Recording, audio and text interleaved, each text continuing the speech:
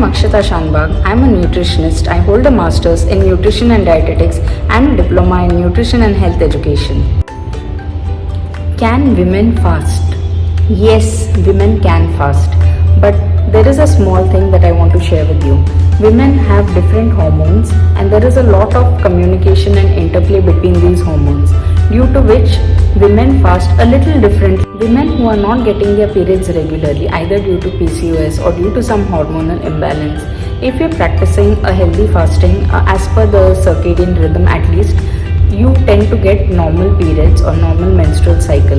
That is because your C-reactive protein, which are your inflammatory markers, these levels fall.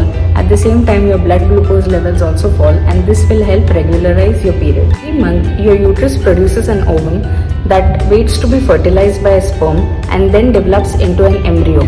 So the first half of the cycle is when your uterus produces this lining called the endometrium. It acts like a bed where this fertilized ovum gets attached. This time the estrogen levels are high because this helps to improve the endometrial proliferation. And this bed, the endometrium, it gets thicker from day 1 to day 14. Day 14, your time of ovulation, when this bed is the thickest. During day 14, suppose the ovum comes in contact with the sperm, it gets fertilized and embryo is formed, which gets planted in the uterine bed. Suppose the woman does not conceive at this time, then the endometrial lining starts disintegrating and she starts getting her periods. At this time, progesterone is at its peak. This cycle starts from the time a girl hits menarche, that is she gets her first period, till the time a woman gets menopause, that is her last cycle. Now let me explain how you can do intermittent fasting during different phases of your periods. Day 1, when your bleeding starts, at this time your estrogen is gradually increasing.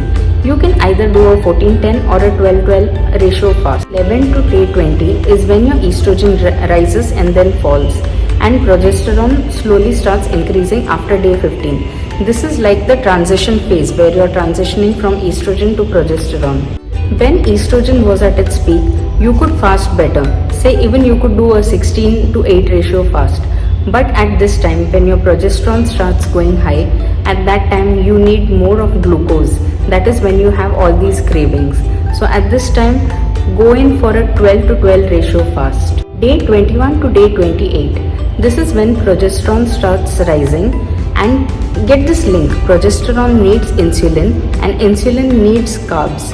Now do you understand why do you crave for all those cookies, pastries, sweets and different bakery items during this phase? If you are having these sugar cravings, instead of having processed foods, try having fruits, vegetables like sweet potato, which are more sweet at the same time, which are also high in fiber.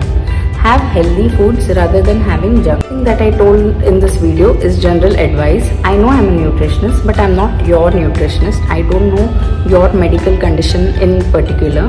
So take this just as educational content. If you want a personalized diet plan and a workout regime that I can help you out with, then please consult me.